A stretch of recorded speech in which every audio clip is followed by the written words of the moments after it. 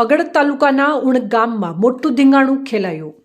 થોડા દિવસો પહેલા લોકગાયિકા કિંજલ રબારી ચૌધરી સમાજના યુવાન સાથે ભાગી જતા મામલો ગરમાયો હતો। ત્યારબાદ ભાભર તાલુકાના રૂની ગામની ચૌધરી સમાજની દીકરી 2 વર્ષ અગાઉ ઉન ગામના રબારી સમાજના યુવાન સાથે ભાગી જતા સમગ્ર પંથકનો મામલો હિબકે ચડ્યો હતો। ત્યારબાદ આજરોજ ભાભર તાલુકાના રૂની ગામે ચૌધરી સમાજની એક મહત્વની મીટિંગ બોલાવવામાં આવી હતી।